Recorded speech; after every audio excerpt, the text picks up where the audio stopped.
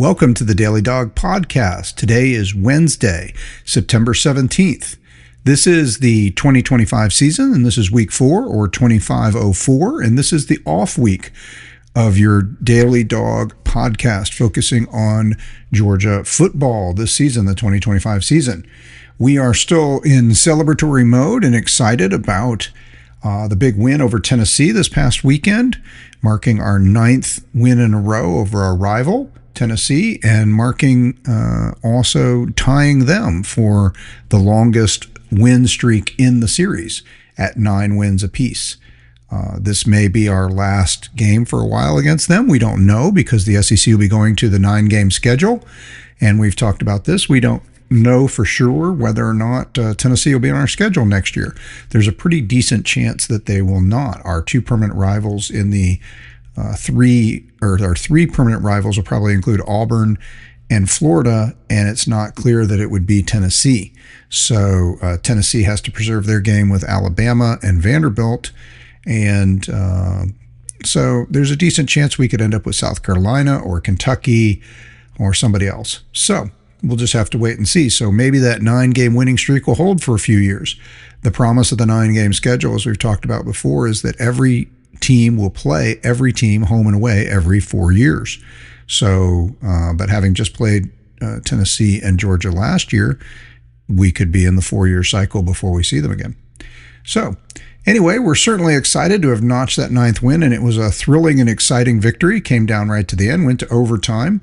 And when talking about ranked teams or high-quality teams or playoff teams, we're building quite a streak. Our SEC championship win over Texas was an overtime game. Before that, our last game of the regular season against Georgia Tech was an 8-overtime thriller. And we managed to avoid overtime against Notre Dame, but I think we were all hoping for it once the game got underway and we fell behind. We didn't quite make it to that. And then we ended up in overtime against Tennessee, and we were certainly hoping for that when we were trailing 38-30, and then ultimately 38 all, but then left 2 minutes and 32 seconds on the clock, and Tennessee had a chance to win the game on a field goal. Speaking of that, I think one of the things that I wanted to touch base on, hadn't got to yet, is we still just reflect and do some random jumping around thoughts. We're taking a little different tack. Normally we have a pattern of moving through reviewing last week's game and then prepping for this week's game. So far each in our game week prep for each week. This is an off week, so we got a lot of extra time. And the Tennessee game marked the first significant game of the year with something really to chew on and really dig into what we saw and what did we expect, what did we see, and what did we get out of it. So we're still just doing a lot of observations and commentary from the Tennessee game. So one of the commentary or observations I hadn't gotten to yet, and I don't know if you guys noticed this, and I've told you, I being the uber geek that I am on these things, I listen to the Georgia broadcast team, and I have been a big fan. Let me just sidetrack for a moment to say I'm a huge fan of the Georgia broadcast team. I love homerism in calling sports. I want to hear my announcers love my team, and I think I was raised on that because of Larry Munson. I think I was a Larry Munson fan before I was really a Georgia fan. Larry Munson was the legend and was amazing. And I know a lot of you younger fans didn't get a chance to grow up on him, but you certainly heard clips and pieces of the calls. Everybody's heard, and it was played over and over again. And somehow in the buildup and the history discussion about the Tennessee rivalry, I left out the hobnail boot game. So I might say a word about that in a moment, but you've all heard the clip of we just stepped on their face with a hobnail boot. And it feels a little bit like for the first time in a while, because we definitely stepped on their face, but the previous 8 games in this 9-game winning streak, as we talked about, were mostly beatdowns. So we stepped on their face, their throat, we kicked them around a bit, and there was very little dramatic about it, to be honest. So this was the first time we had that late game drama that we came out on top, probably since the hobnail boot game. And that's going back a ways. But that's not even part of the 8-game win streak. That's before the 8-game win streak. But that is, as I told you about the history of the Georgia-Tennessee series where we didn't play very often. We had only played going back to my freshman year, after we played a home and away my freshman year and the next year, or just before my freshman year, whichever we were, we had a 10, 8, and 2 lead in the series. So there was only 20 games ever in the series. Now we're up to 55 games. There have been 35 games since then, and we've been playing every year. So it'll be interesting to see if that series goes away after, or at least is, only a home and away every 4 years after the game this year. But the hobnail boot game was part of the restoration. It took a while to get back on top because we won some games and then they won some games, went back and forth, and then we took on this streak, and now we have a 7-game lead in the series. The all-time series now stands at 30, 23, and 2. So I feel like we've really established, typically these series go back and forth. Maybe a team wins 2 out of 3, then a team wins another one, maybe 2 in a row, then another team wins 2 in a row, and they kind of go back and forth like that. So it's actually been very odd to see how streaky it was that they were able to go from a nearly even series after the first 20 or so games were played to, they leapt out to a 7-game lead. They were 17, 10, and 2 before we started clawing back and working our way back, and now we have the 7-game lead in the overall series. So anyway, our first win, so this feels a little like the hobnail boot, and like I said, I'm sort of surprised I didn't reference the hobnail boot. And I was talking about homerisms in broadcast. I love listening to our guys, and I think that really developed back from Larry Munson. And Larry was the ultimate we, us, they, they did this to us. And a lot of people used to criticize him for that, and I never understood that. I mean, if you're a broadcaster calling the national game of the week on ESPN, then absolutely you have to stay impartial, even if you attended or, and I'm not sure I could do that job. I don't know. I mean, I would love to be an announcer. I think a full-time announcer gig would be one of the great jobs in all of this country, or one of the great jobs out there, something that I probably am remiss that I didn't try to do, but I would love to have done that, and I didn't. But it would be hard for me. I mean, if I had to call a Georgia game, I think it would be very hard for me to just sit there and be impartial and be like, well, so I don't know. I can't even describe how the impartial thing would go. So I would love to be on the team broadcast, and growing up with the Braves, growing up with Georgia football and listening to these radio broadcasts, I have always loved and appreciated our Homer people who call the games from our perspective and don't try to make it, this isn't the national broadcast when you're talking about the Braves radio broadcast or the Georgia radio broadcast. This is the fan broadcast for us, and you might as well homer it up as much as you can. So I loved Larry. I miss Larry. And I know you guys have, like I said, even if you're in the younger group that didn't ever get to hear Larry live, I know you get to hear the clips. Every game starts with Larry's recording, playing, talking about what it means to be a bulldog, and ending with these 2 simple words, go Dogs, and just a fabulous little clip and reel to have out there. But and you can find all the great clips and many just other clips out there from Larry. And if you don't do that, and there's, I think, they used to publish CDs of Larry back when you bought CDs, but you used to be able to buy, Larry Munson's greatest clips all in a collection.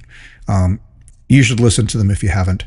So anyway, sidetracking on that. So that brought me to this place in my fandom where, growing up with Larry, growing up with Braves broadcasters, Chip Carey, Don Sutton, those guys, brought me to a place where Ernie Johnson, going back far enough.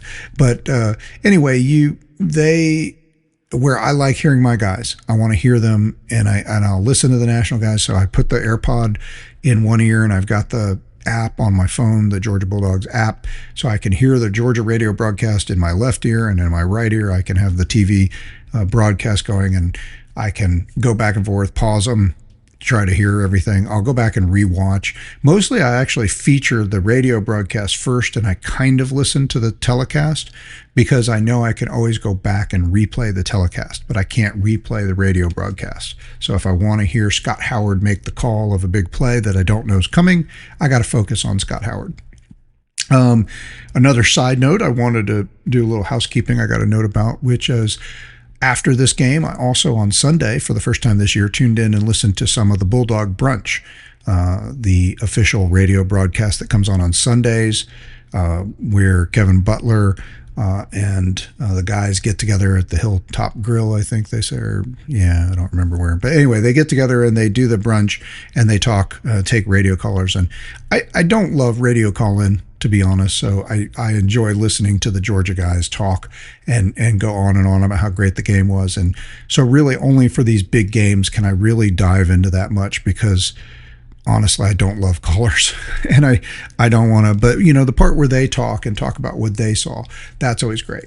And Kevin Butler always has some interesting insights, and Hondo always has he's a great Bulldog fan. So love listening to Neil Williamson. So I was listening to Bulldog Brunch on Sunday, and I was glad to hear that Eric Zeier was on there, because again, I had not read or paid enough attention getting ready for the ins and outs and the details of the football season, and to start bringing these podcasts. I had missed or didn't know that Eric Zeier was not going to be doing the color anymore with Scott Howard in the booth. And so I was a little taken back by that. And then I dug around a little bit, and I think I mentioned here, it sounded like didn't sound like anything bad or strange had happened. Sometimes people disappear and you think, oh no, was there some kind of a infighting in the Georgia family or something? And there's been a lot of changes in the Braves broadcast this last couple of years, and it's been a little dizzying, a lot of ins and outs. A lot of the people have longtime Braves, or their former players who played a little bit with the Braves, like Darren O'Day or CJ Nikowski. But none of these maybe like Braves legends, but guys who did play with the Braves. Paul Bird does some of the I guess you call it sideline reporting or interest reporting in the Braves game. So there's a lot of guys who played with the Braves for at least a while during their great years and their run starting in the 90s. But a lot of change and upheaval, and I don't know what it's all about going on there. I still don't know what happened to Glenn Powell. I'm not sure I understood what happened there, and it just seems like there was a disagreement. So I had this sort of fear, like all of a sudden Zeier's not there, and I thought, oh no, is there some sort of falling out? But it seems like all is well, as best as I understand or have read or heard. He wants to spend more time. He has a full-time job, he has a family, and 18 years of being on the broadcast takes a lot of time and takes him away from that. And so I guess he wanted to focus on other things, but I was glad to hear him on the Bulldog Brunch is where all this is going. So it sounded great to hear him, so familiar. I'm glad I tuned in on Sunday and got to hear those guys talking. And so if you didn't know he was, and I don't know, again, I didn't hear any intro or in and out saying for sure that he is on the broadcast on every Sunday or he just appeared on this Sunday, but no matter what it was, I was glad to hear him. I like Josh Brock, and I think he's doing a great job in the color role along with Scott Howard. So no complaints there. It's just Zeier's voice is distinctive, and I'm used to hearing it.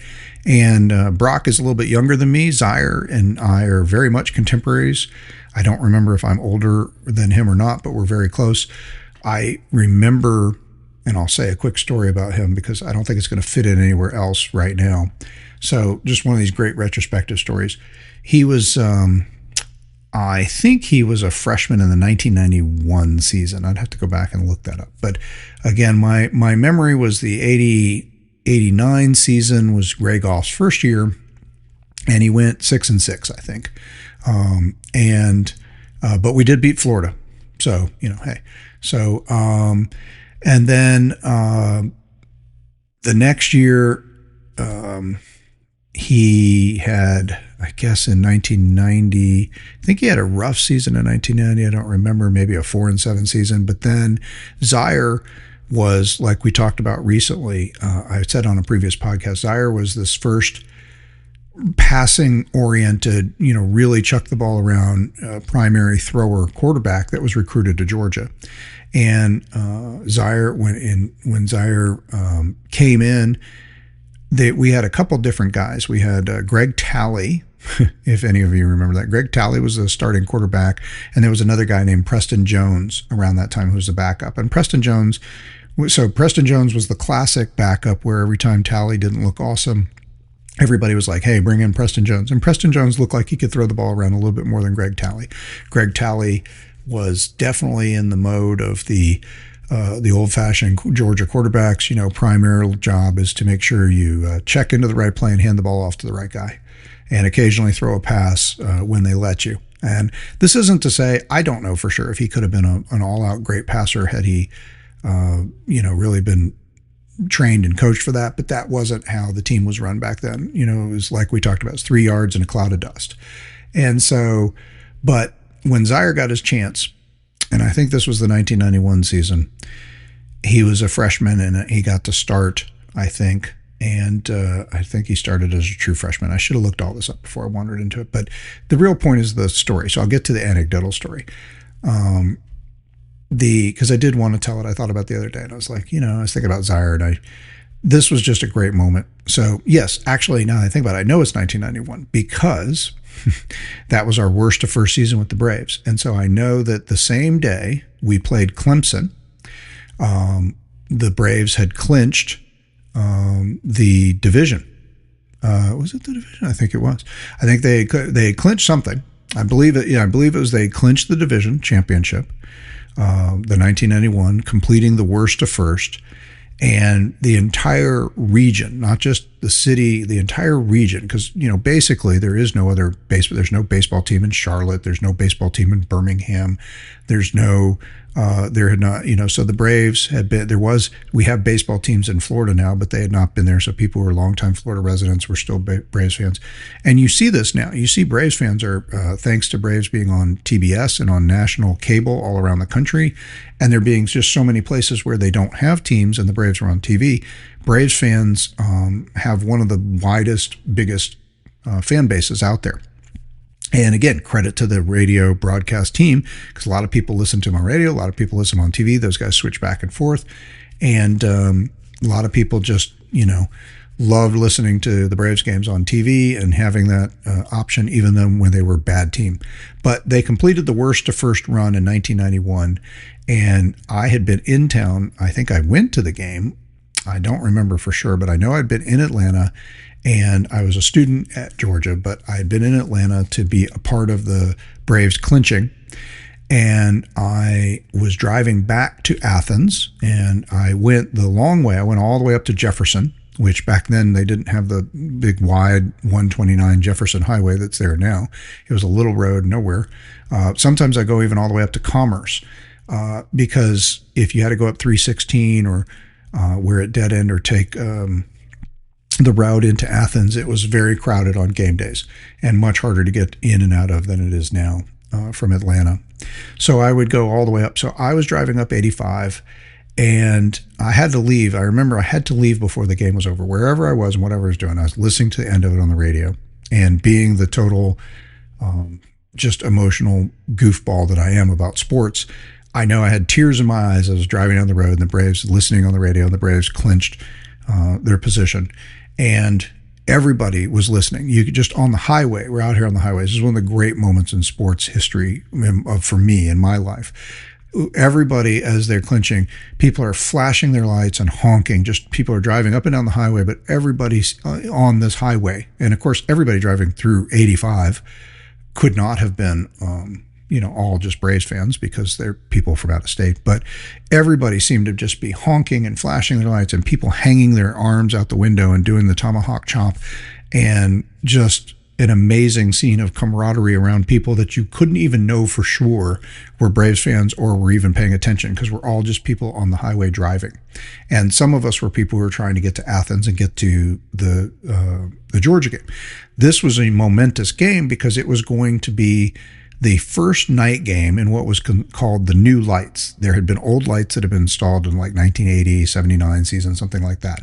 And they were not, by 10 years later, the lights were not up to modern specifications. And Vince Dooley, who was both our coach and athletic director back then, was very anti-night games because his perspective was that the Georgia fans, many of whom lived in the south and central part of the state, wanted to be able to come to a noon game and get home without having to stay at a hotel. And it was difficult. There was not a ton of hotels in Athens. There's more hotels than there are now, but I'm sure it's still a pain. I don't live far enough away that I ever try to book a room when I'm not in town. So I either lived in Athens because I was living in Athens, went to school in Athens, or I live in Metro Atlanta and I just drive up for a game. So I have never tried to get a hotel on game weekend, and I know there's many more now than there used to be, but I can't even imagine. I know people were staying, everywhere. So Vince Dooley's perspective was games should be at noon because the Georgia fan needed to be able to go to the game and have an adequate amount of time to get out of Athens through traffic and get back home,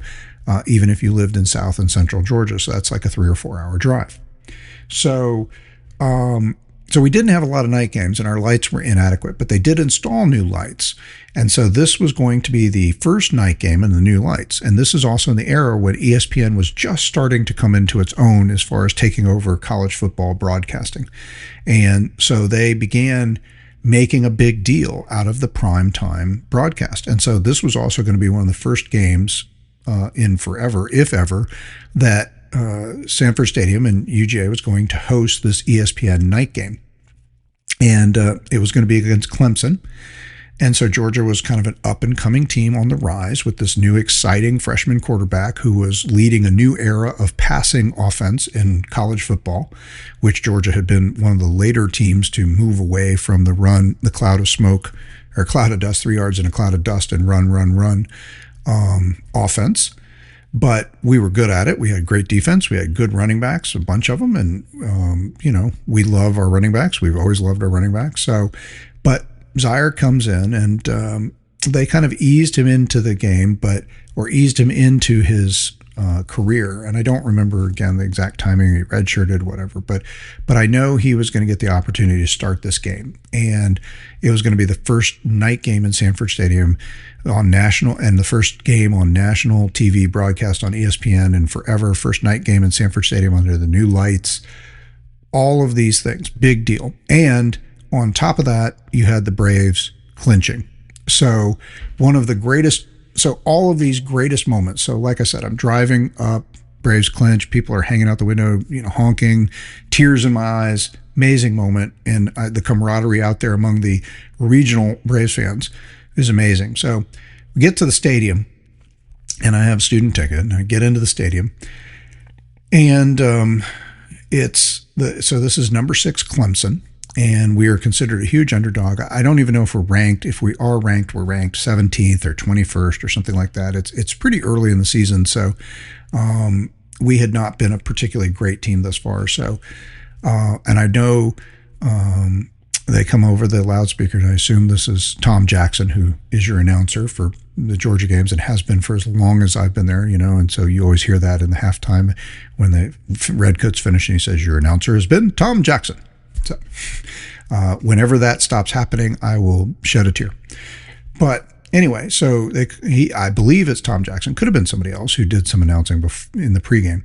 But they come over the loudspeaker and they say, Georgia fan, and back then, again, no internet, limited cable, not as much information. So all of us gathered in the stadiums. The only way we knew what was going on out there in the world of college football that day was when they read the scores. And we didn't have the big video boards back then, and they could eventually, they had the little lighted scoreboards and they could pop up some of the scores. But the main thing they would do is they would come on periodically every some odd period of time during the game, during some of the timeouts, before the game, and at halftime, and they would read scores. They say in other games around the country, and they would go through and they would say, number, so and so, such and such, call out the scores. So in this moment, instead of calling out the score, they said, or they did call out scores. And when they finished calling out all the college football scores, because since this was night game, all the other games had finished. So there was a lot of scores to get there, and they got to, and they say, and let's have a big round of applause or congratulations for the, Atlanta Braves clinching the, la-di-da-da. So he goes through the whole speech. And just as soon as he breaks into that, the entirety of Sanford Stadium, because you got packed with Clemson and Georgia fans. So you got a big contingent of Clemson fans have traveled down for the game because it's not that far away, and they're a top 6 team at this point, and expected to have a big year. So place is packed. You see the big group of Clemson fans in orange in the bottom left corner. If you're facing in from Sanford Bridge, Sanford Drive, you see the rest of the stadium full of the Georgia fans, and everybody breaks into a tomahawk chop. because again, our motion chant chop, just spontaneous, bands not leading it, nothing, just, and it's probably the loudest chop I ever heard because it's 90,000 people, right? Not, I mean, if you're at the Braves game back then in Fulton County Stadium in that era, Fulton County Stadium could hold, I think, about 55 or 56, maybe 58,000. But still, so you have 90,000 people here. Actually, it's probably, I have to confess, actually, back then, the capacity of Sanford Stadium, I think, was about 86 and a half or so. That had not gotten to 90 yet. But still, 80-something thousand people chomping and chanting just as loud as they can because, of course, Clemson fans are basically all Braves fans, too, if they care at all about baseball. So this big, again, moment of camaraderie. I have tears in my eyes. The whole stadium is chopping and chanting. It's this strange crossover event, right? Where you have Clemson fans and Georgia fans, but what everybody's doing right now is they're doing the tomahawk chop and chanting and cheering on the Braves.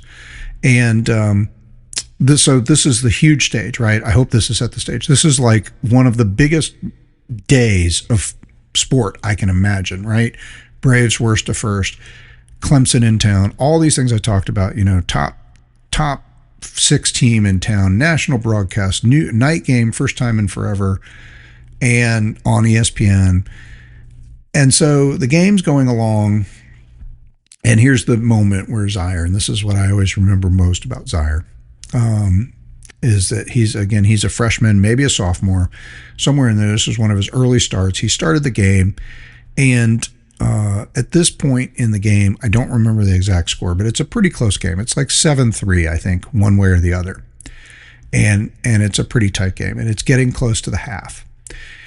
And we get the ball, and, the question is, are we going to try and put up points before the half, or do we just take a knee and go to the half and happy that it's a close ball game? Because at this point, like I said, it's maybe 10-3, 10-6, 7-3. It could be either team. I don't remember which way it is. But that's where the game is. And on the first play of this drive, when we get the ball back with like maybe 30, somewhere between 45 seconds and 2 minutes maybe to go. So 2-minute drill time. First play, we get the ball back. There's a bad exchange, I think, or a fumble or a near interception. Something goes wrong. And it's like, whoa, we're lucky to get the ball back. And so again, everybody's wondering, okay, we're just going to take a knee now and go to the half. And that seems like a reasonable option at this point.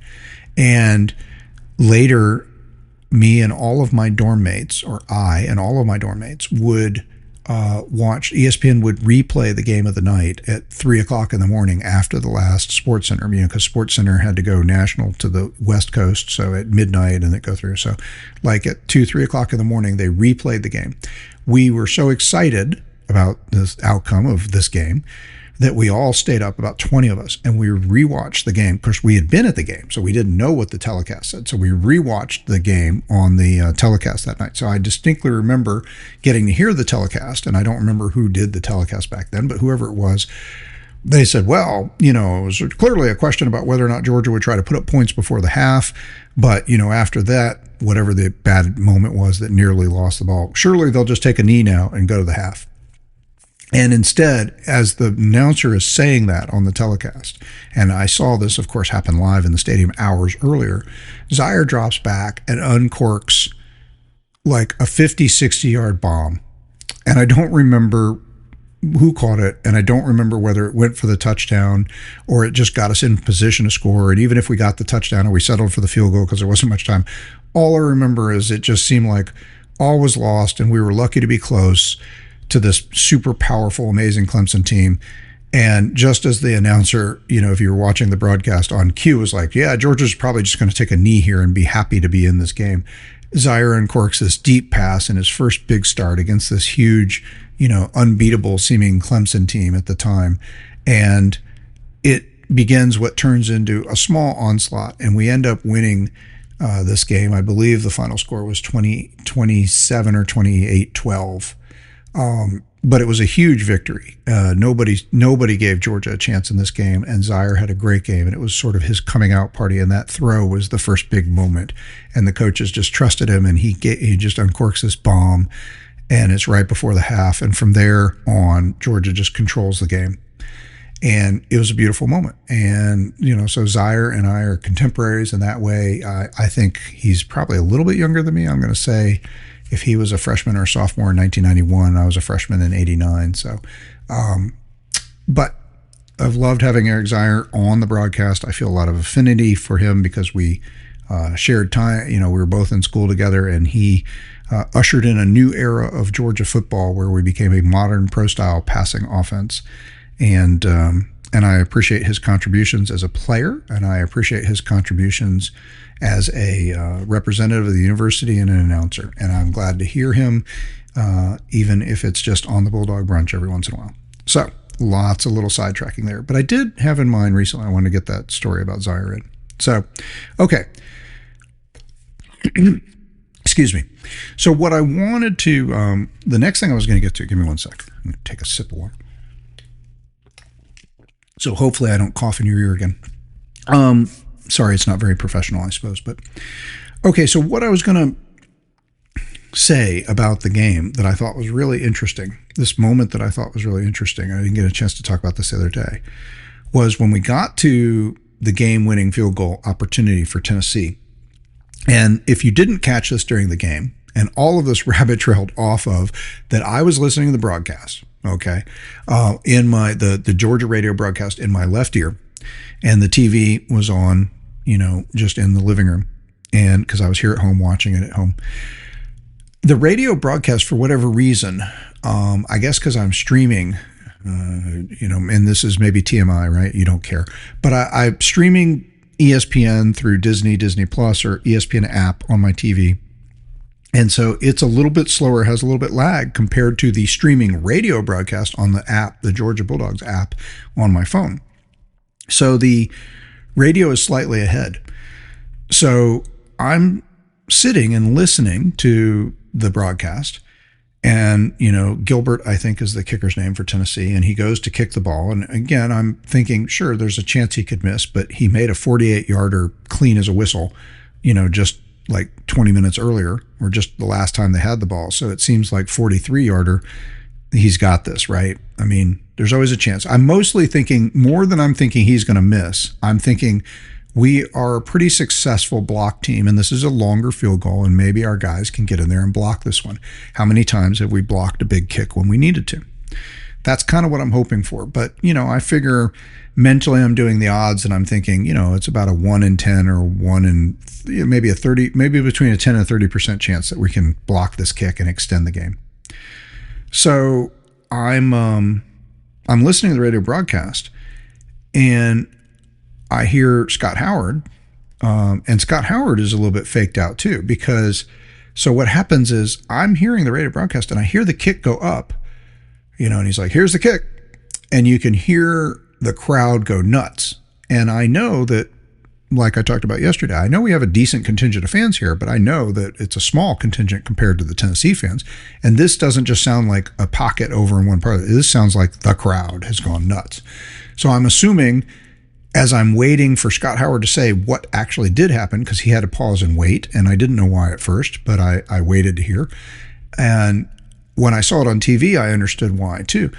So, and then moments later, I get to see this whole thing transpire on TV, and I realize that the kick has been missed, but I'm assuming it's been made because it sounds like the crowd goes nuts. And so I think this was a really interesting moment, is that the Tennessee fans, a huge contingent of Tennessee fans in the stadium, thought that he made the kick. And I don't know what happened there. I don't know if they're blind, they can't see well, it's that hard to pick up the ball in there. Maybe their checkerboard pattern made it particularly hard. Maybe the sight lines are that bad. I know I've been there before, but I don't remember trying to watch a field goal.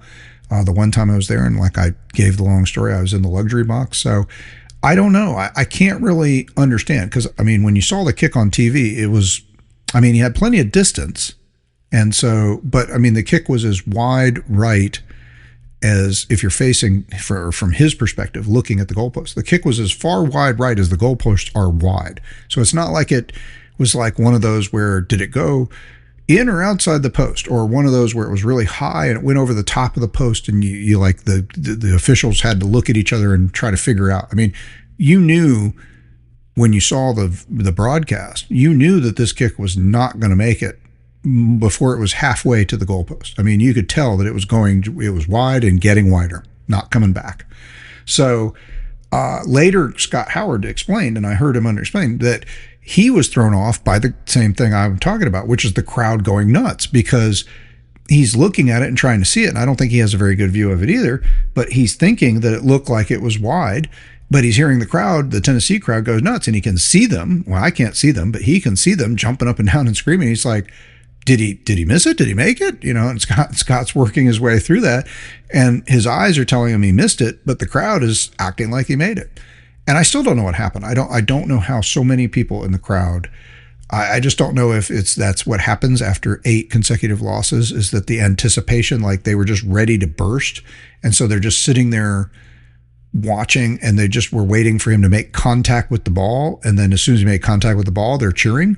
I don't know if their angle was that bad that it looked like it went in. I mean, surely a large segment of people. I watched at least 1 or 2 of the replays, and the ball goes wide right, and the people on the opposite side of the goalpost, on the left side, clearly can't tell where it's going. They're the ones who jump up and down first and are screaming. But I saw some like Instagram reels and some other stuff on social media where there was some videos from inside the crowd. Some of them were Georgia fans, and I couldn't get a lot of good feedback from that because the Georgia fans started jumping up and down and the camera just shaking everywhere. But I saw some from the Tennessee perspective, and at least one of them seemed to be from about the 30 or 40 yard line, looking back to the right towards that goalpost. And so again, everybody in that section goes up and jumps up and down, and they're screaming. And I don't know who posted this video. I assume it's a Georgia fan mocking them, trolling them or whatever, but the Tennessee fans are jumping up and down, and the video shows these people, and they're high-fiving and slapping each other. And then the guy who's apparently self-videoing, all of a sudden somebody says, wait, he missed it. You can hear him say they missed it. And they all start, grasping, and you can see the way he's holding the phone. He's holding it like in selfie mode. So you can see him and all the people behind him in this particular reel. And it's just amazingly funny in a way to watch all these people one by one coming to the realization, because then, you can hear, and now in the audio of that, I can hear the Redcoat marching band, playing our stuff, right? So you can tell, like, okay, Georgia fans have started going nuts. By this time, I know from the video what was happening on the field, and the Georgia fans are jumping up and down. And I mean, the Georgia players were on the field and celebrating. And so I'm sure this was all unbelievably confusing, because these Tennessee fans thought the ball had gone through. They thought they broke the streak. They thought they won the game. Then they hear the Redcoat band playing Glory, Glory, and they see Georgia players running all over the field, and they're all just like looking around, and you can see them looking this way and that way and this way and that way, and trying, and they've become silent. They're frozen in mid cheer, like they were cheering, and now they're frozen in partial cheer, hands up over by their head, around their face, and they're trying, and some of the people are like, he missed it. They're like, he what? No, he didn't. He made it. I thought he made it. I thought it went in. And just, you hear the rippling through the crowd.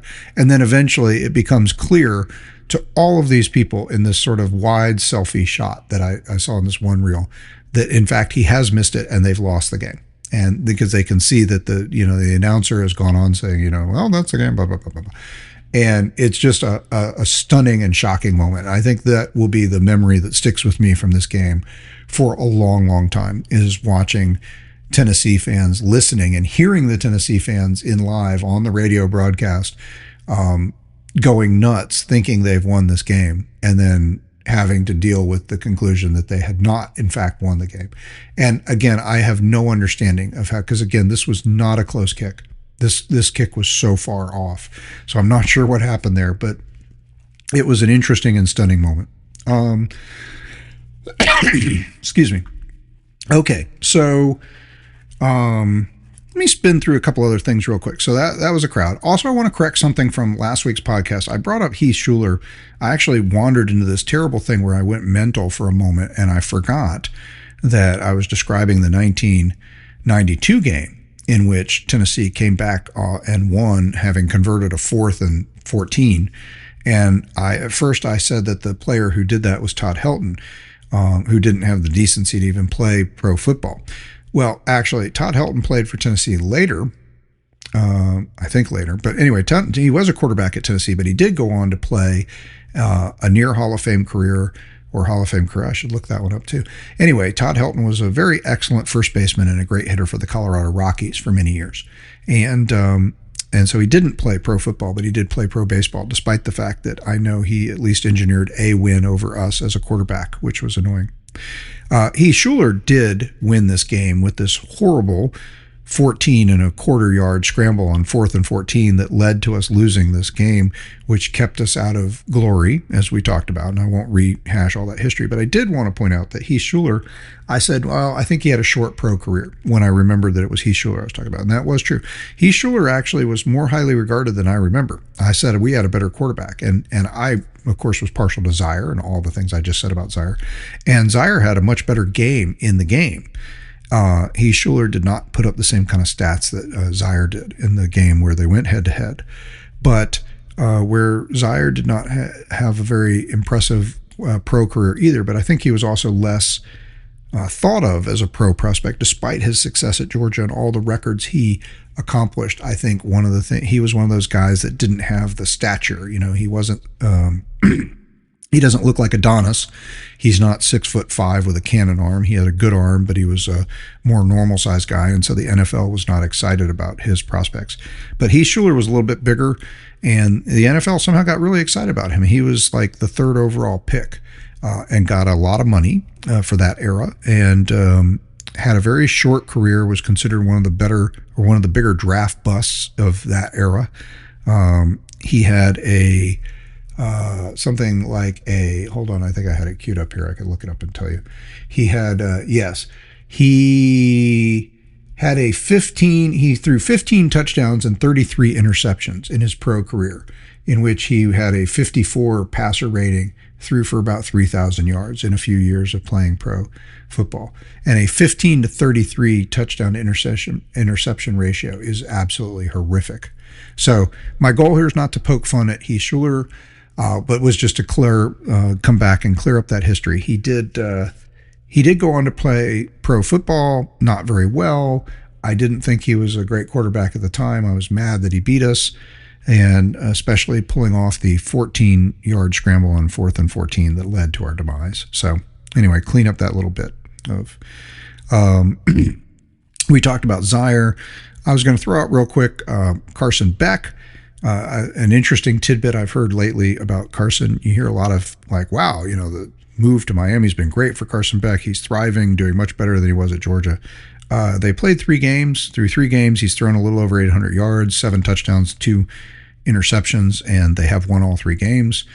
Last year for us, he won all 3 games, and he threw just a little under 700 yards, 7 touchdowns, and 1 interception. So, I know that in the 4th game, he would play Alabama and throw all those interceptions, and we'd fall behind, and he would end up throwing for over 400 yards and nearly lead the comeback.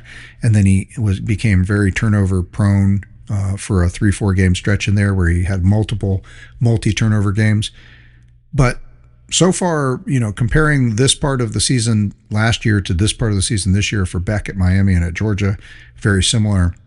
I've mentioned before, I know a lot of you out there are not necessarily big Beck fans, and I guess Beck really didn't mesh with the team. It does look like Gunner is super popular with the team, and everybody's willing to go out there and talk about what kind of a great leader and guy he is. I don't want to throw dirt on Beck because, again, my perspective is anybody who commits to the G, works hard, and even gets injured in the course of trying to win games for Georgia. I'm always going to think of them as a Bulldog, and I appreciate their time and their effort. I wish him well at Miami, and I hope that he, I hope he does raise his draft stock and things come out well. And again, my understanding is that we expected him to go. He said he was going to go pro. We allocated our NIL money other places, and then he realized he'd be better off staying in college, or had some second thoughts about it. But by then, our window was kind of closed for keeping him. And Miami was certainly willing to pay him even more than we would, I think, because of the situation they were in. And I think it was a good fit for them. So I don't think that there's reason to have a lot of animosity that he dumped on us. I think it's kind of working out well for everybody. Everybody seems to be happy. The team's happy with Gunner. Everybody in Georgia world is happy with Gunner after his performance in the Tennessee game. Again, Offensive Player of the Week, SEC. Congratulations, Gunner Stockton. Over 340 yards and 3 touchdowns combined running, passing.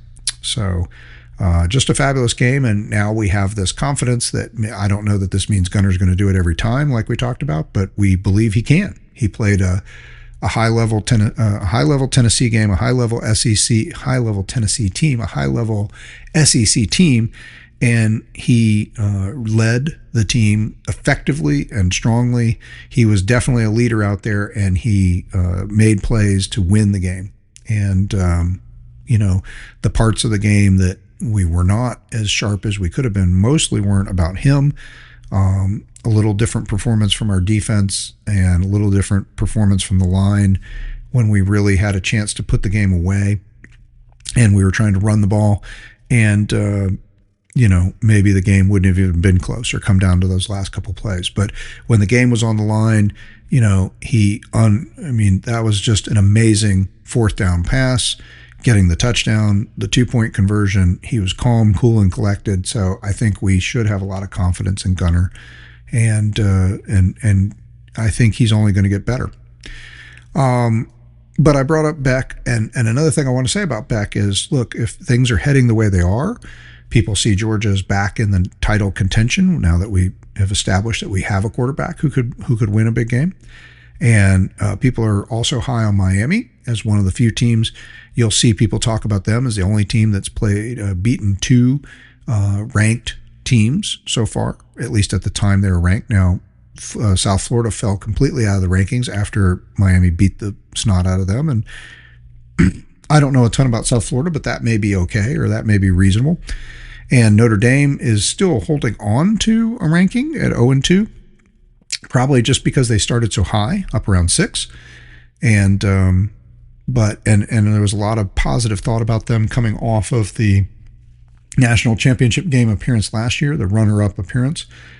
I think it doesn't surprise me. We'll cover that in a different place, but they're struggling as much as they were. I was always a little skeptical of them. In fact, I think in one of my early podcasts when I was talking about the contenders, I just left Notre Dame out entirely because even though they were in the top 10, I really didn't see them as a team that I think was really pushing to be back in the national title conversation. Playoff, maybe, but if they played their schedule well. But and now I think we got a real issue because, again, they've got a soft schedule the rest of the way. They don't have another ranked team left on as at this moment on their schedule. And so even if they win out and they end up 10-2, I don't think that's a good 10-2, and I see a lot of back and forth out there. Can Notre Dame get back in or not? Austin Mock at The Athletic, who runs ESPN? Austin Mock. Anyway, Austin Mock is a commentator out there and a math guy who's got a formula, and he has run a projection, and he gives Notre Dame about a 20% chance of still making the playoff. I'm more skeptical than that. Not that they might not make it, but I'm skeptical of that team making it because they've got nothing they can do. There's no conference championship for them to win, and I don't think any of the teams on their schedule remaining are going to be good enough to do anything impressive. So even if they beat them and beat them handily, by the end of the season, you're going to look at a team that has 10 empty calorie wins and lost 2 games to the only 2 good teams they played.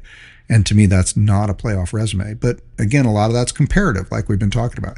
You're not going against history and all the other playoff teams that have ever been. You're going against the other teams that are out there this season. So going back to the Miami thing, though, what I was trying to get to was to say, look, with Miami look like they're sharp and a legitimate top 10 team, top 5 team, and us reestablishing ourselves in people's mind as a team that is a contender with a quarterback, we could be looking ahead to a Miami-Georgia connection. So would be quite the irony if you end up with Gunner versus Beck in a Miami versus Georgia playoff game. And there's been a lot of Miami-Georgia connections in the last few years. Mark Richt, obviously, when he left Georgia, ended up coaching back at his alma mater of Miami for a while. Colby Young, who's becoming a big part of our team on offense as a wide receiver, came to us from Miami. James Cooley, I believe, was coaching at Miami for a while he's our wide receivers coach. So, and now Carson Beck is there. You could go back, and I'm sure if we look at some of the recruiting battles, guys going all the way back to like Sonny Michel that we got out of South Florida, I'm sure Miami wanted him, but he ended up at Georgia. That may be too tenuous a connection, but needless to say, without digging too far, there's been in the last 10 years a little bit of a back and forth between Georgia and Miami. And it'll really be something if we end up in a playoff game with that. So that's just a little something to stick a pin in and think about as we get towards the end of the season. Another thing I want to clean up, I talked about the last week and I never got to it. I mentioned the 2019 Georgia team as a fair comparison for this team. I'm not sure that is going to hold up. I never got to it, but I did want to bring it up because, and the reason I thought that is that was a team that was relied on defense and had good offense, not outstanding offense. They averaged about 30-something points a game, but they held teams to 12.6, and they were actually number one in the country that year. So I don't know if I was trying to say that I thought that this defense would end up being number one in the country, but my expectation was that this was going to be a little bit of a grittier, tough-nosed team that was going to fight it out on defense and try to control games a little bit more and maybe not just be explosive on offense. And of the winning teams from that time period, the last few years, this was a team that started out, the 2019 team started out number 3 in the nation, did lose to South Carolina. That was our last home loss. So with that home winning streak we have going, the 33 games now, that last home loss was that 2019 game, lost to an unranked South Carolina team at home. They were number 3 in the nation, and they lost that game, fell all the way back down to number 10, and then worked their way back up to being number 4 when they went to the SEC championship game. And we talked about this just briefly and mentioned then they got just destroyed by the Joe Burrow-led LSU SEC champion and eventual national champion. But then we went to the Sugar Bowl that year as a consolation prize, and we played a Baylor team that was a top 10 team. And this was a game I went to with some friends, and I was there in the Sugar Bowl watching the game. First time I'd been to a Sugar Bowl. And we won that game, and it was not a super dynamic game by the standards we've become used to. We won the game 26-14. But, that helped us wrap up a 12-2 season and a number 4 ranking in the final rankings. And overall, this was a team that won a lot of games close. It was, and I think that's why I thought this might be a good comparison for us, is defense-oriented team, enough offense, a team that, won some of these games. Like you look at the Kentucky game, that's the year we won 21-0. We beat Florida. We were number 8. They were number 6. We beat them that year 24-17. Missouri was a pretty good blowout, 27-0. But then we turned around against a decent Auburn team who was ranked number 13, and we were ranked number 5 coming into the game. We won that game at Auburn 21-14. So again, not high scoring affairs, 1-score games, a lot of these key games in here. We've gotten used to these big blowouts, even against rivals like Florida and Auburn, where we're used to winning by 3 scores. This team was not quite that team yet. It hadn't ascended to that just stockpiling of talent we keep talking about. This was a team that was building, had, just a couple of years removed from the team that went to the national championship game, but, was building back and really hung its hat on being gritty, being tough, playing best defense in the country, and enough offense.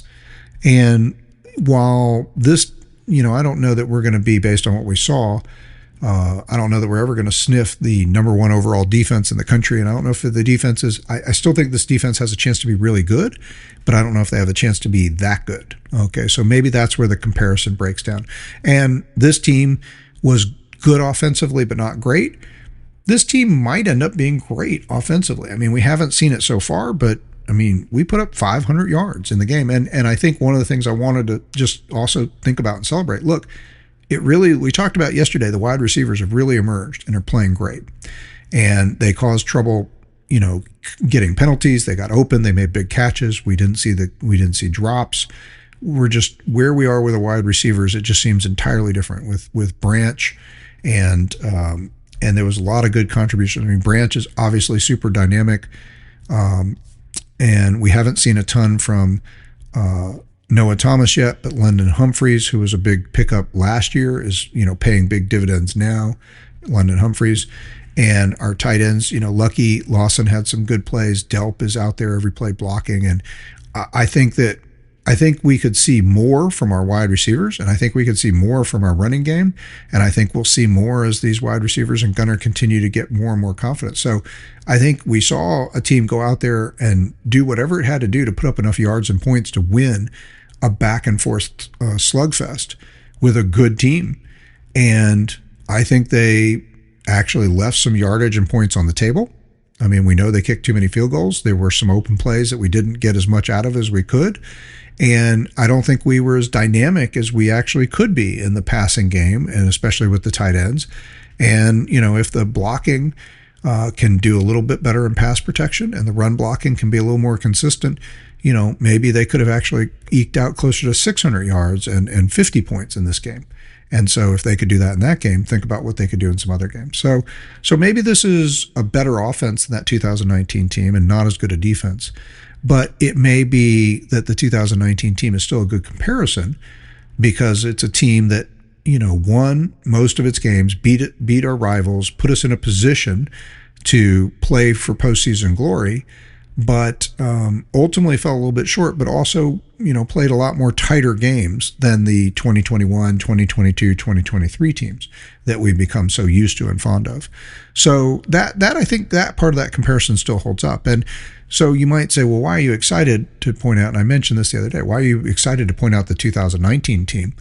And the answer is, well, because again, this team would be more than enough to put us in the right place that we need to be to see where it goes from there. Meaning that, again, they would have made and been a 3 or a 4 or 5 seed in a 12-team playoff. In that year, they went to the SEC championship and were waxed by LSU, who was a juggernaut team. And so we've said there's not going to be an LSU, a 2019 LSU out there. We're not going to run into a team like that. There isn't one. So we're going to be one of many teams, maybe, when we get to the end of the season, that are good enough and powerful enough, but still have some flaws. And it's going to come down to matchups and coaching, okay, and execution. A lot like what we just saw at Tennessee. So again, what we saw at Tennessee gives us a lot of excitement and confidence to say, well, if it comes down to matchups and coaching and execution, we just saw a team make some mistakes on defense. But what we saw them do was out-execute Tennessee in the little things, and those little things meant all the difference in a narrow, close as a shave can be kind of a win. And we could see that more than once down the stretch or when we get to the playoffs. So I think that's that comparison, that 2019 team. And I think it is a good comparison because, again, that team was 11-1 in the regular season going into the SEC championship game. 11-2 after the SEC championship game, and had there been a 12-team playoff, they would have been a high seed, and I would have been happy to see what they could have done with another chance. If they ran back in LSU, LSU was a better team. They had Joe Burrow, they had a bunch of guys who were just dominating, right? But still, it's a fair comparison. All right, let's look at a couple other things. I mentioned the wide receivers, and again, I just want to emphasize that what we saw on Saturday was those wide receivers that we heard a lot about in the offseason really emerging. And, I don't think you're going to go back.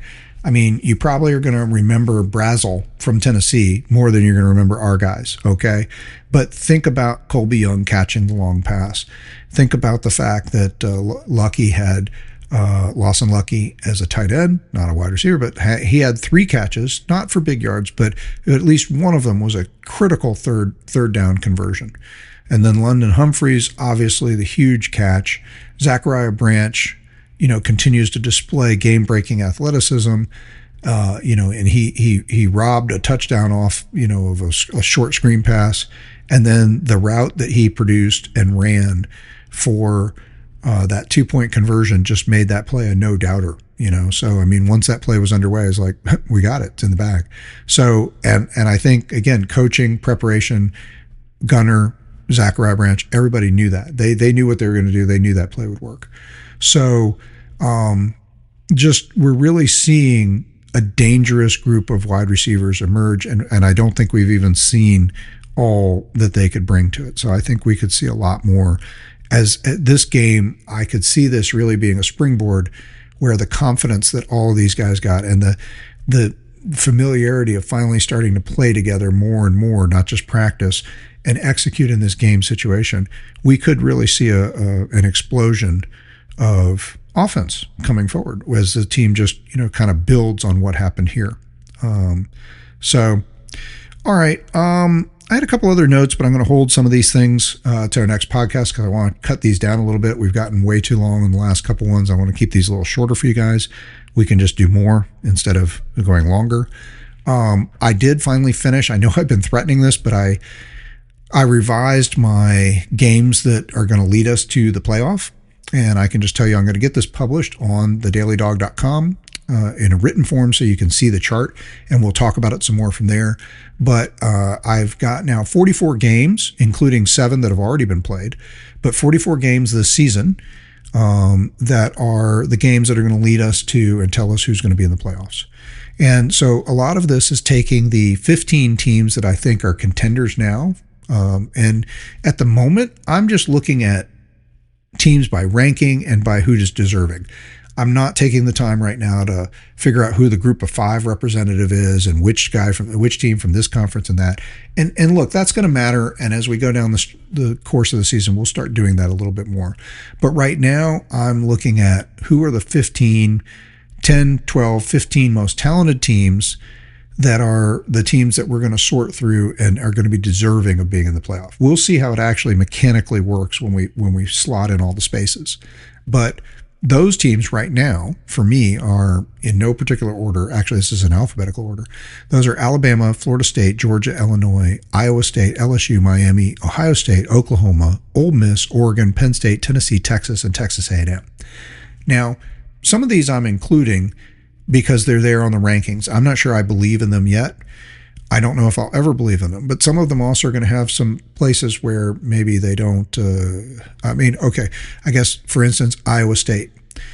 Iowa State is a Big 12 team, and they literally don't have a game in the 44 games on the schedule. I mean, I put them in here because they're ranked in I think they're 11th right now or something like that. So I have to go back and look at the rankings real quick. Oh, wait, I have it here in front of me. Let's see.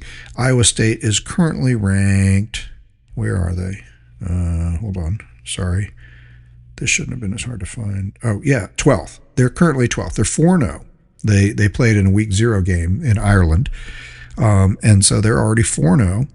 And they moved up this week 2 spots to the number 12 spot when the poll came out. So they played and then won their first game against Kansas State, who was also ranked like 17th at the time, and they knocked them off. But Kansas State is now 1-3. Kansas State will not finish in the top 25. So again, I devalue that. I am not interested in teams that beat teams that were ranked at the time you play them. I could care less. I mean, right now, Florida looks like a dumpster fire. They may pull it back together, but at the moment, it looks like a disaster. If it keeps on the path that they're going, they may fire their coach before the season's over. And, they may not even, and they have a horrific schedule. So if they don't pull it together, they could have a losing record. If anything close to that is true, they're not going to be anywhere near the top 25 by the time the season's over. So I could care less that somebody played them and beat them when they were ranked number 14th. They never should have been 14th. They were not the 14th ranked team. So same thing, South Florida. South Florida's out of the rank, or Notre Dame. Notre Dame, I don't care that Miami beat Notre Dame when they were number 6. Notre Dame is 0-2 right now, hasn't won a game yet, hasn't looked particularly great doing it, and they're in the bottom of the top 25. I'm not even sure they should be in the top 25. Okay, so I'm not sure they qualify as a top 25 team. So I'm always trying to readjust these things, and that's what I've kind of done here. I've already readjusted. So, for instance, when I started this list, I had 31 games that mattered, and I had a narrower list. I only had about 9 teams that I was looking at as I thought what I would say were real title contenders. I was waiting to see the rankings and the teams emerge a little bit. So I've accepted a bigger group into my thinking, because I'm going to go ahead and take teams that are in that top 15, the teams that are ranked, like Iowa State, who I have no belief in as a team that can advance in the playoffs. Can they make the playoffs? Sure, because of their conference affiliation and the way we're going to structure these playoffs. they got a super good chance of making the playoff. But we're not going to know anything about them because they're not going to play a top 25 team or another team that's an actual playoff contender until they get into the playoff, if that's what happens. So if they win out, they'll be in the playoff, or if they win most of their games, they'll be in the playoff, and we won't know anything about them until they play, and then we'll see what happens. But I imagine if they get matched against a decent team, one that's truly deserving of being there, they'll probably get bounced. Now, I mean, look, all kudos to Campbell, their coach. I think he's done a great job out there. He's made Iowa State more than you could ever imagine. I think they're actually a well-coached and a good team, and they can produce a la Brock Purdy in the pros. They can produce, quality players. I mean, they're a legitimate team. I just don't think, even in the NIL portal era, I don't think that that's a team that compares favorably to Tennessee, to Georgia, to Ohio State, to Texas, to anybody like that. But, I could be proved wrong, so we'll see. But I'm including them where I didn't include them before. So originally I had about 8 or 9 teams in there. But 2 of those 9 teams I've already had to throw out. Clemson and Notre Dame I had in my list originally. So their games are out of the way and they're gone. Now, Notre Dame actually only had 2 games in the original 31-game list that were part of these games to watch to see who's in the playoffs and who's worthy. And they've already played them. Because, again, Notre Dame only has 2 teams on their schedule that are ranked or likely to be ranked teams or have a strong likelihood. They have other teams that could get in the top 25 and stay in the top 25 before their season's over. But at the moment, if you were putting money on it, you would say that the only 2 teams you feel really confident about being in the top 25 when the season is over, they've already played those 2 teams, Miami and Texas A&M, and they lost both of them. So that's going to be a conundrum. So Clemson also 0-2, as you know, they're out. So I've taken them off. Now I did leave Clemson's game against Florida State on the radar, and Clemson's 2 games that they played are still counted in this group of 44, and they were in the original 31. They're still in there because they played them, and at the time they played them, these were games that were determinative. The Clemson played and lost these games. So these did help us do what we were asking these games to do, which is identify the games that are going to help us see who are the teams that are going to be in the playoff. And when we look at these games, how can we use those to gauge how we think these teams will do in the playoff? So Clemson's game against LSU on the first week and Clemson's game this week against Georgia Tech, they count. Games that I had in there with Clemson playing maybe SMU or playing some other teams that might be competitive, off the radar now, except for I left the Florida State game, Clemson FSU game, which is going to be on November 8th. I left that in because I still think that that's if Florida State remains a team that's relevant down the stretch, they've already beaten Alabama, so they've got a lot of relevancy right now. They've got Miami coming up in the first week of October, and then they'll play Clemson in the first week or the second week of November. So Clemson may fall off a little bit, but Clemson's still a tough out, I think, even for Florida State, and that has been a historic rival where Clemson can win that game. So FSU will circle the date on that and make sure that they care about it, and we'll care about it. It may tell us something about FSU even if Clemson doesn't matter. So that's an example of a game that's still on the schedule. So I listed the 15 teams that are there, and those 15 teams, some of them are playing each other over and over again, and then there's some teams that are not in the 15 teams that pop up regularly that are on the schedule, but that are part of the top 25, or are rivalry games that are going to matter. And so examples there, Indiana, USC, Auburn, Vanderbilt, Missouri. These are all teams that pop up in a few and Georgia Tech is on our schedule, and they're going to count. They're a top 25 team right now, and right now that's looking like it could be one of our tougher matchups. Tech could be the ACC champion, or at least in the ACC championship game. They don't play Miami or Florida State, I don't think, this year, and they've already beaten Clemson. So we'll get into Tech a little bit more, and we'll talk about that a little later. But just as a preview, that's something to take a look at. Georgia Tech is probably going to matter. So they're on our schedule. They're in the top 25, but they're not in that group of playoff, even though they're in a good position in their conference. I'm not ready to anoint them after one win over a fading team as part of that playoff discussion yet. Michigan plays Ohio State. And again, Michigan is in the top 25. I don't know how good they really are this year, but they've had a four-game winning streak going against Ohio State. So until Ohio State beats them, then we're going to have to put the Michigan game on there and say, look, that's a problem. Same thing for Washington. Washington made the list. They are not a top 25 team, but I've got them slotted in the last game of the year for Oregon because Oregon has not beaten Washington in several tries in a row. So Oregon is going to, I guess they actually probably did beat them last year, but Washington is a traditional tough out or problem for Oregon, even when Oregon should win the game. So we may take that game off. I mean, if Washington just craters right now, it's just too early in the season. I think they're just 2-0, but so we'll keep an eye on Washington. Maybe that game comes off the list as we go down the season. Vanderbilt pops up here for a bunch of teams. They're all over the place. Vanderbilt is pops up here on week 6 with Alabama. Then they pop up again in week 8 playing LSU.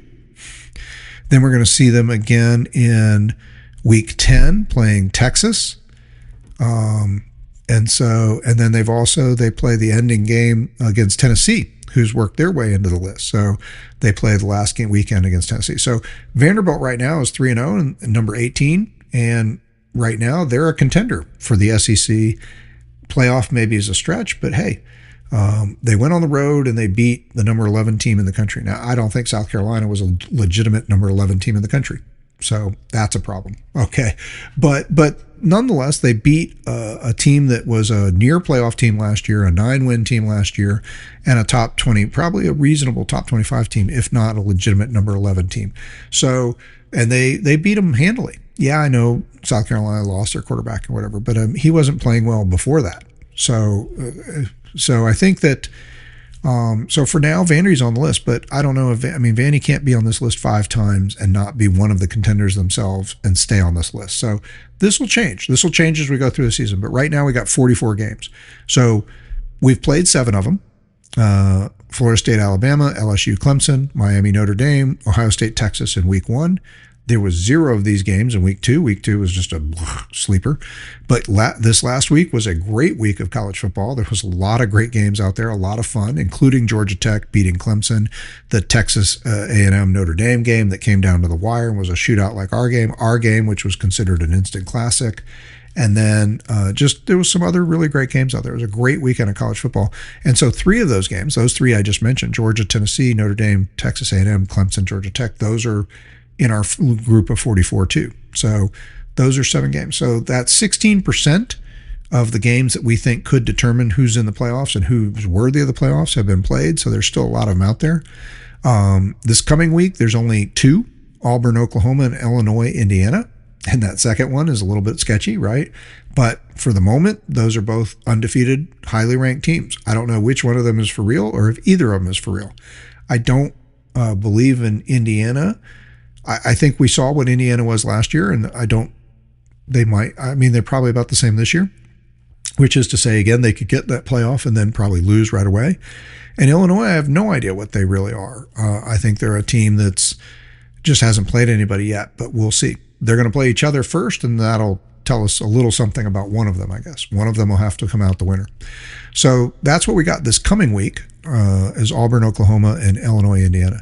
But buckle up for the last week of September because you're already ready as a Dawg fan. You know what's coming with the Alabama game coming here in Sanford Stadium and what that means to us. But you also have USC, Illinois, Ole Miss, LSU, Penn State, Oregon, and Texas A&M, Auburn. And all of those games should have something to say about the playoffs. So we got 5 games, the most so far of any one weekend, coming up for the last weekend, week 5, the last weekend of September, September 27th. So that's going to be a big week. We also have 5 of them on the radar right now in week 7. And then this year's, if all these games hold up or a bunch of these games hold up, the final weekend of the year is going to be something to see. At the moment, we have 7 games listed that could be determinative to the playoff. So again, some of those teams may fade or not be there, or we may be able to take some of these off the list, and we'll just adjust this as we go week by week. But just giving you a little preview of this. I'm going to put this up on the dailydawg.com. Again, this will be in a written post, and we'll talk about it each week as we go. I've referenced the 31 games that I started the season with, but you didn't get a chance to see them before because I didn't have a chance to put them up. And then the last thing I'm going to say today is I'll go ahead and preview. Also, one of the things I'll post is I wasn't going to do this at first, but I decided I'll go ahead and post I wasn't even sure. And in fact, I'm not even doing a top 15. I honestly don't think there are 15 teams out there right now that I can look at and say these that I believe or know something about them. I think when you, and people might not realize the AP poll changed. I mean, there used to be, for a while it was top 10, then it was top 15. At one point it was top 20, then they made it top 25, then it went back to the top 15. And over the last few years, I've been tracking it when you go back to the Ray Goff era, and I was just happy to see us sneak into a poll and hope we could climb up. And I know what that, must feel like. And I know what that's like as a fan when you're just, you win a big game, or maybe you do start off a season 3-0, 4-0, and you were unranked, and you're checking the poll every week to see if you're going to get in there. I think we'll make the top 25 this week. We'll be number 21. And then you hope you can climb up, and you look at who lost and what you did, and you're like, hey, I think we could get to here and here. And, that's one of those joys that I used to have of football, that actually being at the top of the world of college football for a couple of years just sort of took away. I mean, when you're number one for X consecutive weeks, there's really nothing. I didn't even look at the polls some weeks. Like, we were number one and we won our game handily, so we'll still be number one. I don't know, I don't have to look at what the other teams are. We're not going to jump over them. They're not going to jump over us. So just kind of made the poll anticlimactic week by week. So, but one of the things I came to realize is I've really paid attention to the poll, not as an anticipatory fan wanting to see how my team can climb out of the bottom to the top, but really appreciating what it means to be at the top. Is I've come to realize, once you get past sometimes as low as 7 or 8 in the poll, frankly, you're just throwing darts. I mean, there's not sometimes that much difference between the team that ends up the 11th ranked team in the country and a team that's just outside the poll altogether at, probably the mythical 27th spot or something. And I think case in point, South Florida last week, South Carolina, here's two teams that had worked up to 11 and 12 in the country. And I don't know that those teams were ever going to finish or be representative of being the top 15 teams in the country. I mean, South Carolina, I guess if they could have resurrected last year and improved on it by one, they were 9-3 last year, just missed being in the playoff contentions. I guess if they went 10-2 this year, and if people thought maybe they could, they had Lenora Sellers back and they lost a lot on defense, but let's say they reloaded and they were good. And maybe they rebound. Maybe they rebound from this loss against Vandy, and that we see Vandy's incredible and South Carolina goes on to have a great run. But I think the more likely profile is that South Carolina at their best is going to be 8-4, 9-3, and that's going to put them somewhere between unranked and 25th to 18th or something like that, right? So sitting around at the number 11th ranked team, that's more of people just slotting somebody into the 11th slot, because once you get past those first some odd number of teams, you're just slotting people in. And so, anyway, I decided I would do a ranking, and I would do my own ranking, and my ranking is going to be based on, I hear people do two different kind of methodologies, and I think maybe combining them makes sense, which is to say, look, some people say, well, look, I'm not going to go on history. I'm going to look at what they've done now. So you'll see them take a team like us, like before this Tennessee game, they might have had us ranked 9th. And you say, what the hell, man? We were the third, fourth ranked team in the country at the end of last season. We were in the playoff. We finished number 6 or whatever. And we're maybe the top contender in the SEC. What are you thinking? Like, well, I'm going on what you've done this year, and you haven't proved anything yet. You played 2 crappy teams, and you were just okay. So I'm going to put you at 9th. Other people say, look, I know what the talent is and the history is, and I'm looking at that and I'm using that as a gauge. I think you kind of use both. I'm okay with swinging teams wildly based on what they've done, and I'm not going to give teams credit for what they haven't done. But at the same time, I think it also makes sense to look at the history, because the history does tell you something about what this team did last year and the year before. It tells you something about those players who are still on that team from a couple of years ago. It tells you a lot about that coaching staff, if that's still the same coaching staff. So I'm just going to rattle this off. I'll put it online and we'll talk about it more later, but I'm just going to go ahead and introduce it. I ended up, unbelievably, I didn't want to do this. I put Ohio State number one because, again, history. They were the national champion last year. I know they lost a ton of people, but they've got the coaching. They've got the credentials.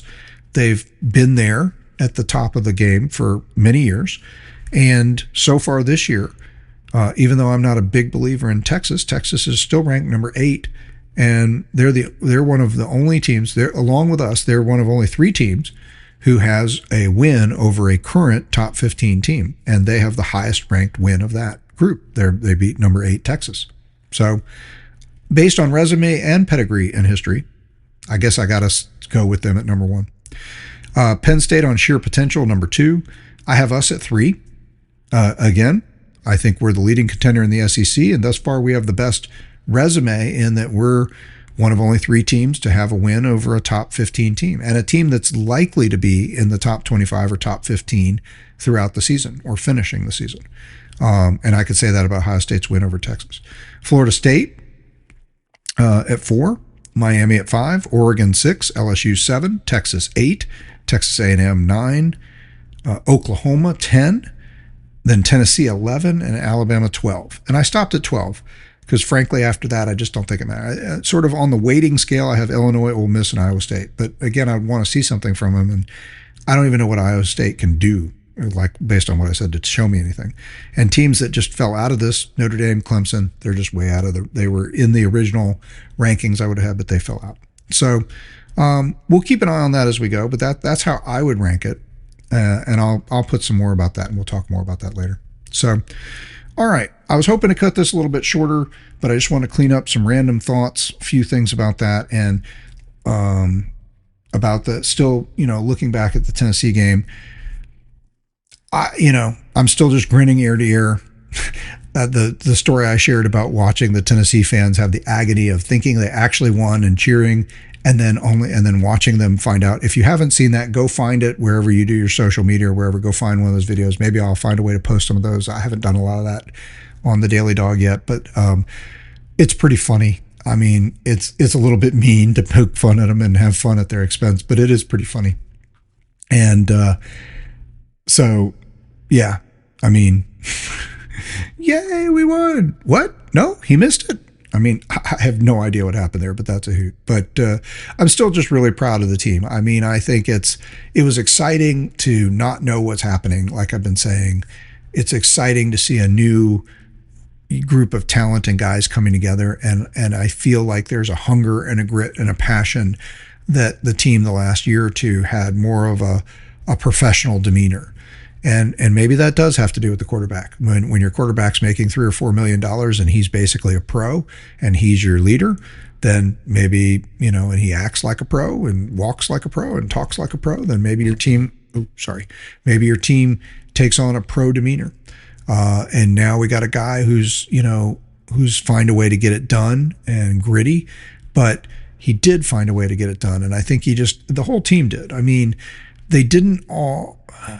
I think it is really interesting to see that the media and people out there see this as a game, the Tennessee-Georgia game, in which both teams proved something to people, and I think they did.